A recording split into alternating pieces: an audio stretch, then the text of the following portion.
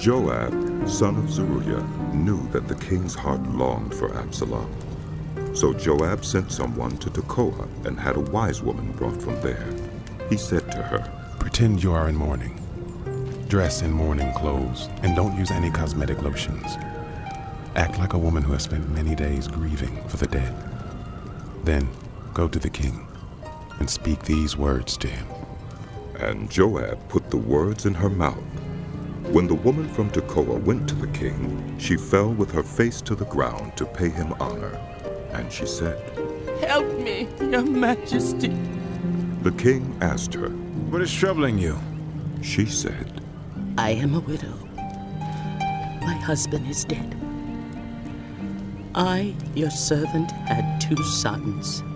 They got into a fight with each other in the field, and no one was there to separate them. One struck the other and killed him. Now the whole clan has risen up against your servant. They say, 'Hand over the one who struck his brother down so that we may put him to death for the life of his brother whom he killed. Then we will get rid of the heir as well.' They would put out the only burning coal I have left, leaving my husband neither name nor descendant on the face of the earth." The king said to the woman, "Go home, and I will issue an order in your behalf." But the woman from Tekoa said to him, "Let my lord the king pardon me and my family, and let the king and his throne be without guilt." The king replied, "If anyone says anything to you, bring them to me, and they will not bother you again." She said, "Then let the king invoke the Lord his God to prevent the avenger of blood from adding to the destruction, so that my son will not be destroyed." "As surely as the Lord lives," he said, "not one hair of your son's head will fall to the ground." Then the woman said, "Let your servant speak a word to my lord the king." "Speak." He replied. The woman said, "Why then have you devised a thing like this against the people of God? When the king says this, does he not convict himself? For the king has not brought back his banished son.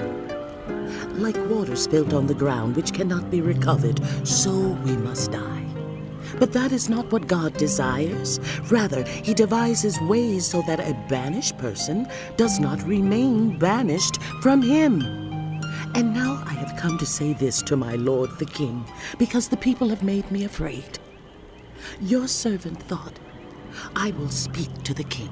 Perhaps he will grant his servant's requests. Perhaps the king will agree to deliver his servant from the hand of the man who is trying to cut off both me and my son from God's inheritance.'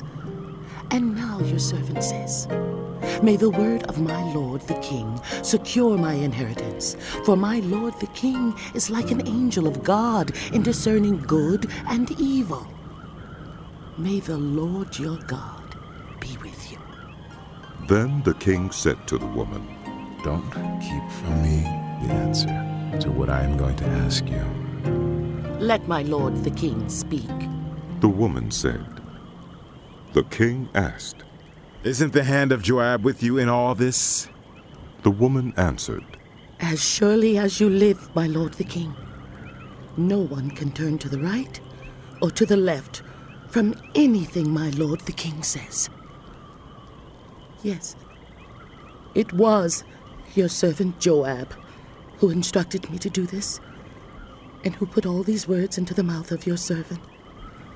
Your servant Joab did this to change the present situation. My lord has wisdom like that of an angel of God. He knows everything that happens in the land." The king said to Joab, "Very well. I will do it. Go bring back the young man Absalom."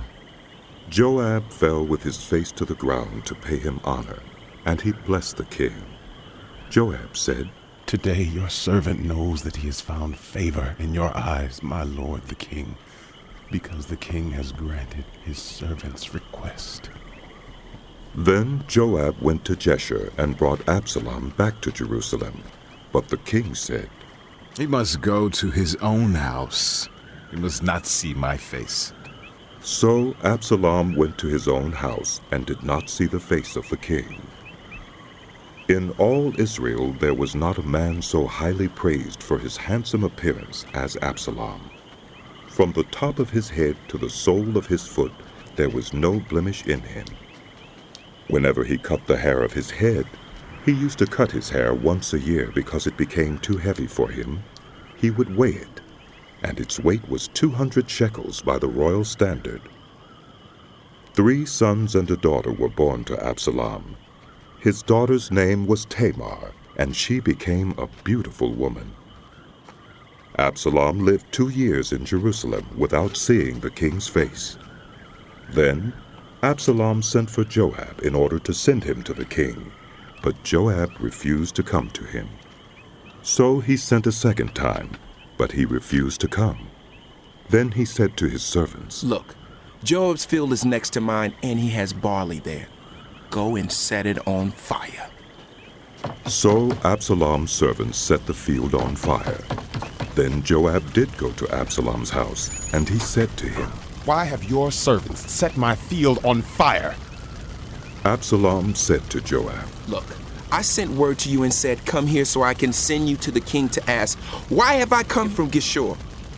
It would be better for me if I was still there. Now then, I want to see the king's face. And if I am guilty of anything, let him put me to death. So Joab went to the king and told him this.